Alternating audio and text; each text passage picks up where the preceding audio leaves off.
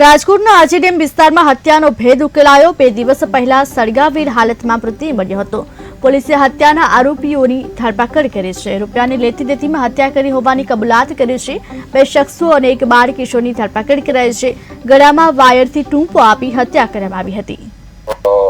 અર્ધ બળેલી હાલતમાં મળી આવેલી એમાં વિપુલભાઈ છે, એમનું મૃત્યુ થયેલું અને પાછળથી ઓળખાણ થયેલી કે શરૂઆતમાં તો કોણ મરણ જનાર છે એની ઓળખ નહોતી। ત્યારબાદ એમની ઓળખે મરણ જનાર કોણ છે અને ત્યારબાદ આરોપીને પકડવામાં આવ્યા। એમાં હકીકત એવી છે કે આ જે મરણ જનાર છે વિપુલભાઈ, એમને શામળભાઈ અને મેહુલભાઈ છે વકાતર, એમને 8 લાખ રૂપિયા આપેલા હતા।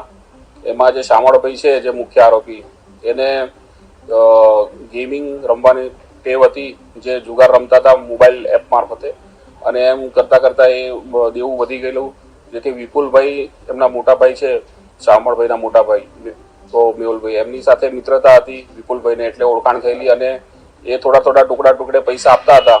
એમ કરીને કુલ 8 લાખ રૂપિયા એમની પાસેથી લીધેલા અને અવારનવાર વિપુલભાઈ દબાણ કરતા, પોતાના પરત પૈસા આપવાની દબાણ કરતા। આમની પાસે પૈસા ન હોવાના કારણે આરોપીઓએ પ્લાનિંગ કરી ને રિક્ષામાં બેસાડી આરોપીને અને રિક્ષાના જે ક્લચનું જે સળિયું એ છે તાર, એના વડે ગળે ટૂંપો દઈને મારી નાખેલો રિક્ષામાં અને લાશને પછી અવાવરૂ જગ્યાએ